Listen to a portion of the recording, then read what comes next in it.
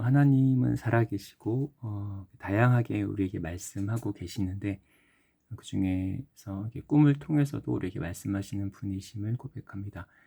전에 이렇게 사역을 했던 몇몇 캠퍼스 관련돼서 꿈을 꾸었는데 이제 좀 이불을 이렇게 뜯어먹는 그런 내용도 있고 그래서 하나님께 조명을 구하며 나아갔습니다.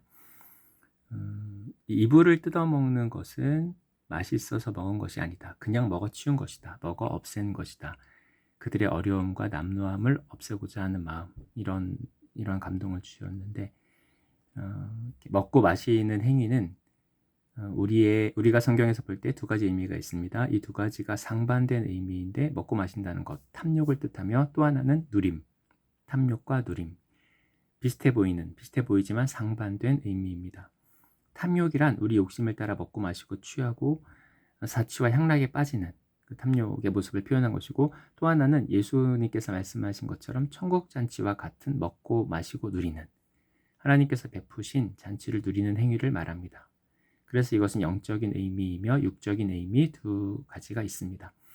우리 영과 육이 하나님의 채우심을 입고 하나님의 베푸신 그 누림을 충분히 경험하고 사는 것입니다. 담요를 뜯어먹는 행위는 적절하지 않은 행위입니다.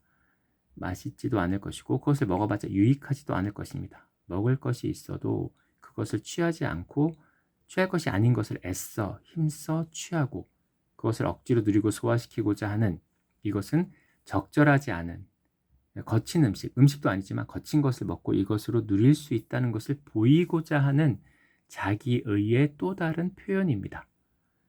그 다음에 나왔던 함께 식사하는 부분, 우리가 누려야 할 것을 누리자. 하나님 우리에게 주고자 하시는 베푸신 잔치를 우리가 취하고 누리자. 먹고 마셔도 좋다. 이것은 사치와 향락이 아니라 탐욕이 아니라 하나님 우리에게 베푸신 잔치이다.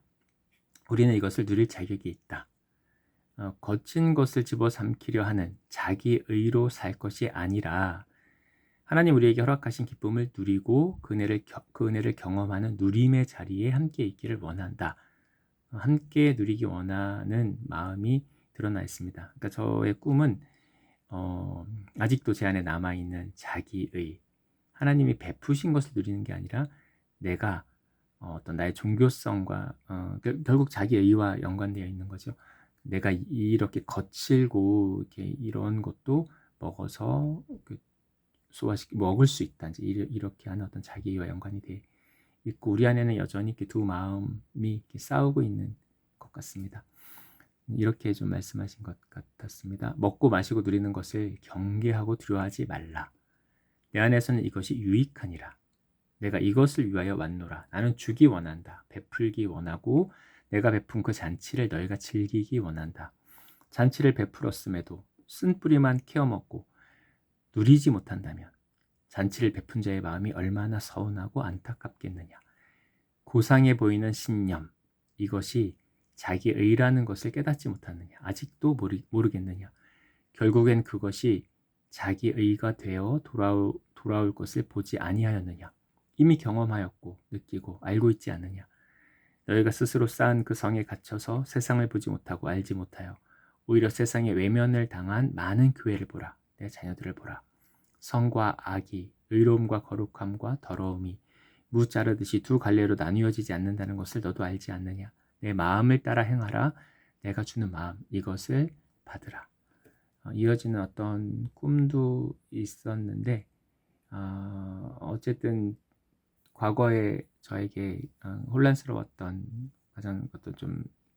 가장 중심이 되는 부분, 그리고 지금도 여전히 그런 부분은 성경에 예수님께서 말씀하신, 성경에 기록되어 있는 제자도와 관련된, 우리가 좀 희생하고 정말 영혼 구원을 위해서 우리가 좀 포기하고 내려놓아야 할 부분들, 특별히 이제 가족과 관련된 이제 이런 거 나왔을 때 왜 그런 말씀들을 그렇게 주셔서 좀 혼란스럽게 하셨는지, 물론 이제 해석의 문제지만 이제 그렇게 다시 한번 조명을 물으면서 하나님께 나아갔습니다. 이것이 너의 뜻인 것은 내가 안다. 그러나 가족 모두의 뜻이냐? 만약에 너의 뜻이 옳다고 해서 이것을 밀어붙이고 그대로 추진한다면 너의 아내와 자녀는 고아와 과부라. 고아와 과부를 만드는 것이다. 나는 그것을 원치 않는다.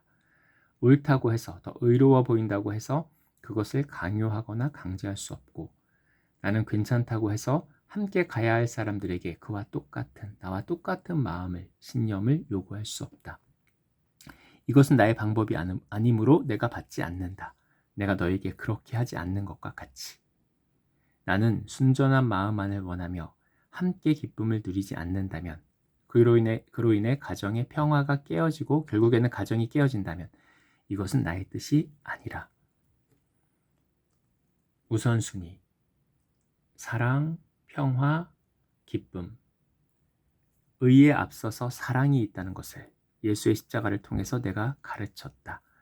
의로 심판할 때 누구도 그 기준에 미치지 못하였고 내가 너희를 다 멸하여도 심판하여도 그것이 마땅한 일이었으나 나는 그렇게 하지 않았다.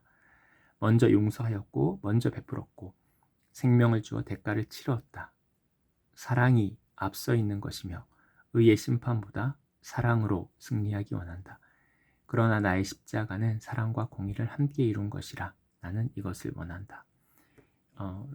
저는 성경 말씀을 문자적으로 해석해서 좀 가족을 내리고 희생하고 어떻게 보면 그것을 좀 원동력과 나의 자랑, 자기의 삼아서 하나님의 일을 우선해야 된다고 생각했지만 예수님의 삶, 성경 전체 그것을 볼 때 그것은 나의 자의적 해석이었고 어떻게 보면 나의 교만과 나의 자기 의에 기초한 종교적 행위였던 것이지 정말 하나님 아버지의 마음을 성령의 인도하심을 따라 간 것이 아니라는 것을 고백할 수밖에 없습니다.